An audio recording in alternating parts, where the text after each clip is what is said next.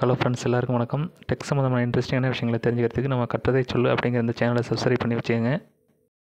EPFO அப்படின்னு சொல்லக்கூடிய employment provident fund organisation, இதுலேருந்து நமக்கு மேலும் ஒரு அப்டேட் கிடச்சிருக்கு. ஏற்கனவே இது சம்மந்தமாக நம்ம ஒரு வீடியோ ஒன்று அப்லோட் பண்ணியிருக்கோம்.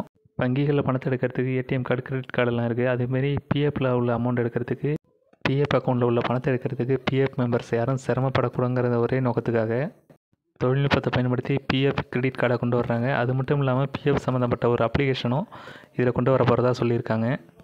இபிஎஃபோட தொழில்நுட்ப சேவையெல்லாம் மேம்படுத்தி PF credit card, PF application இதையெல்லாம் மேம்படுத்துறதுக்கு ஜனவரியில் ஆரம்பித்து ஜூன் மாதத்துக்குள்ளே இதெல்லாம் முடிவடையணும்னு சொல்லியிருக்காங்க.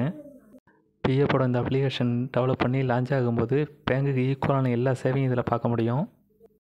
இந்த அப்ளிகேஷன் மூலமாக பிஎஃப் அக்கௌண்ட்லேருந்து நம்ம பணத்தை கிளைம் பண்ணி செட்டில்மெண்ட் பண்ணுறது ரொம்ப ஈஸியாக இருக்கும்.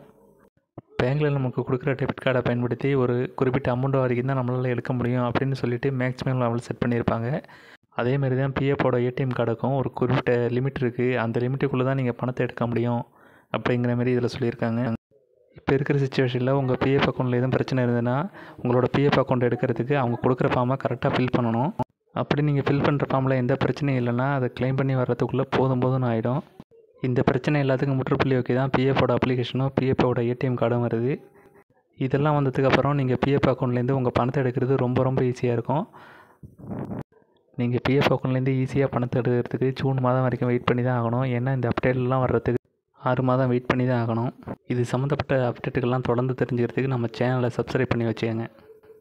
மறக்காமல் நம்ம வீடியோவுக்கு ஒரு லைக்கையும் போட்டுருங்க.